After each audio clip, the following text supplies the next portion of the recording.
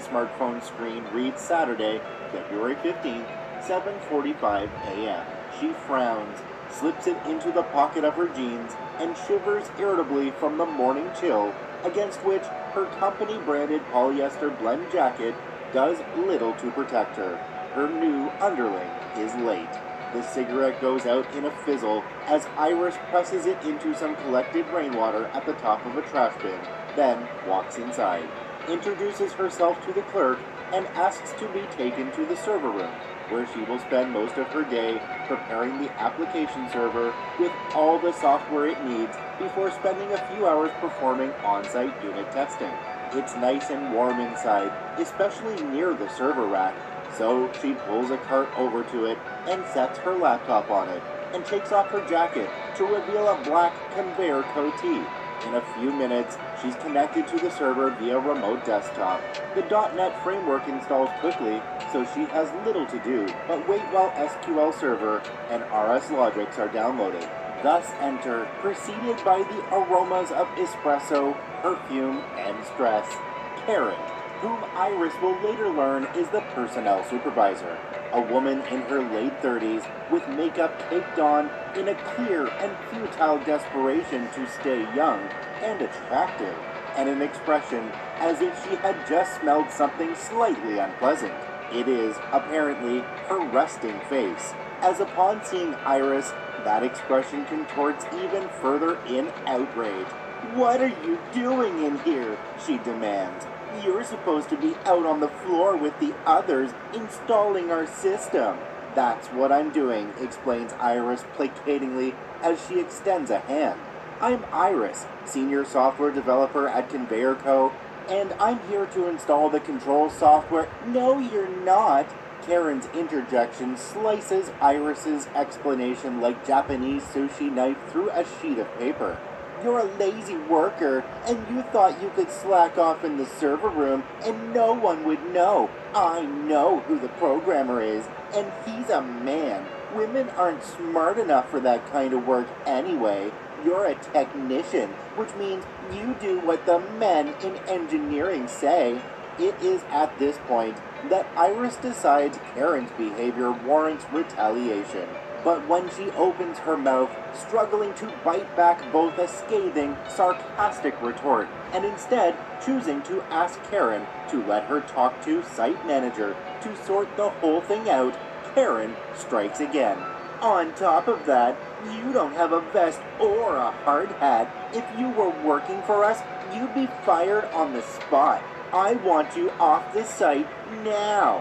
2. Despicable Me, except the minion gets to be Gru for a day. As Karen yells that last word, Underling chooses that precise moment to appear. Tall, a bit lanky, bespectacled, but smartly groomed and dressed in a Conveyor Co. polo and slacks. Visibly confused and alarmed, Karen flashes a smile at him. "Finally, you look like the man in charge. I'm assuming your," masculine pronunciation of Iris's true name, "your employee was just sitting around in here slacking off, and I'm in the process of having her removed from the site." She says this with deep satisfaction, as if expecting Iris's boss to reprimand her. "Actually, begins Underling. "Well?" Karen asks expectantly.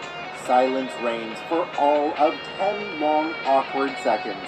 Underling is technically just supposed to check in with Iris before heading out to the floor to assist the engineers in testing the PLC, and, later, her own software. He stands there, scratching sheepishly at the back of his head, eyes pleading for help from his boss. Iris looks at Karen, who has smugly crossed her arms. Back at Underling, then back to Karen. Screw it. You know what time it is. I know what time it is. Karen just activated Iris's malicious compliance card. She gives Underling a nod and mouths, "Play along." That is very bad of you. I want you to go home," Underling ventures. "Fine, I'm out of here." Iris moves to shut her laptop down. Karen screeches, "What do you think you're doing? Don't touch that. That's company property." "It's my property," Iris replies testily. She paid $1,300 for it. Being both a programmer and the lead IT at a small company has its perks, like being able to hook up your own personal work laptop to the Active Directory instead of using one of the cheapo brands her pitiful, despite hard-fought budget affords for the other employees. No, it's not, you liar. You're lucky I don't call the police on you. Now leave the premises now. Okay, no big deal. Underling can take it back to the office instead.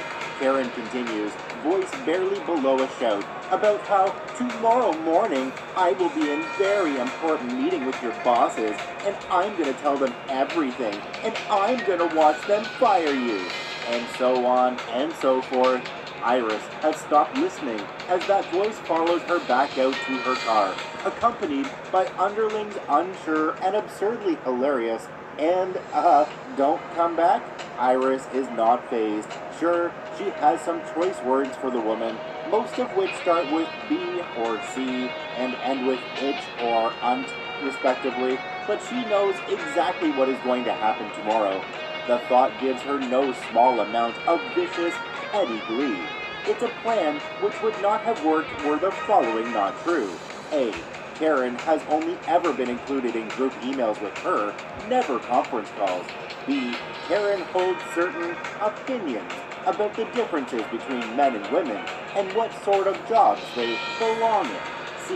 When instructed to leave the premises, it generally means that you are banned from the worksite, not just ejected. D. Karen is, well, Karen. Iris sends underling a text and starts the engine. The sound of Tatsuro Yamashita's crooning voice fills her car as she drives home to spend the rest of her weekend playing Civilization V and Final Fantasy XIV. 3. The brown matter collides with the rotary ventilation device. Iris arrives for work late, as usual. Yesterday's rains have ushered in weather slightly warmer than absolute zero, and the wind chill cuts through her Anne Klein Executive Collection two-piece suit, jacket, and pencil skirt with relentless ease. Inside, the familiar scent of cheap office coffee, printer paper, and freshly sliced cheese.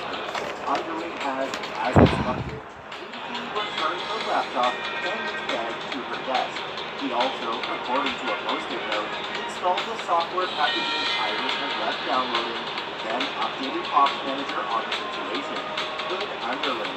Iris will have to reward him with donuts later. Cables connected, it boots up, and Gmail hopefully reminds her she's been invited to a meeting in the conference room in 3 minutes. Excellent.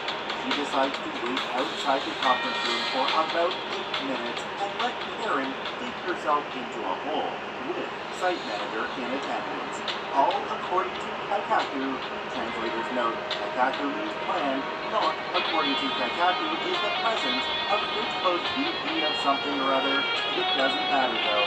VP is pretty chill. Outside the conference room, Iris can hear Site Manager demanding to know why the interface software hasn't been installed. Why they'll have to wait until next weekend, outside production hours, for another install window. The entire project has been pushed back a week. The deadline won't be met. Oh, the humanity! Ops Manager, Iris's boss, advises him there's still 3 weekends left until the deadline, and once everything's sorted out, the system will be up and running well before then. And just as Karen is launching into a tirade about how she removed one of the techs from the site for not having her equipment and trying to slack off in an unauthorized area, Iris strides confidently into the room. Ops Manager, a big, limp boomer with gray hair, a square face, and a square body, looks up at her with consternation and relief.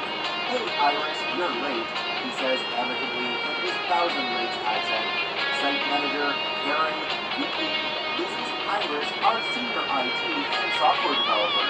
Some of you may have spoken with her over the phone or via email. Iris, can you explain to us about why the install hasn't been completed? Iris quietly looks at Karen and smiles. Karen, Olax, has taken on the shade of milk 2 weeks past its expiration date. Site Manager just looks impatient. VP adds, expectantly, so, did you have any trouble with our system? Were there any bugs? Ah, the sweet feeling of anticipation. before moving in for the kill. Actually, none of those things. Karen, maybe you would like to explain why the senior software developer left your facility at 8:27 a.m.? Shock and surprise can be heard all around the room. Karen stammers. Karen stutters. Iris half expected to need to call underling in to corroborate with her against lies from Karen, but Karen has been knocked off kilter. Iris would like to think she was shocked out of her wits to see some lazy worker in baggy jeans and a t-shirt reintroduced as a smart dress, though it's really just office dress code. VIP, she'd mistaken to be a man, but it was probably just the fact that she'd been caught in a great big fit about how she had to That's done.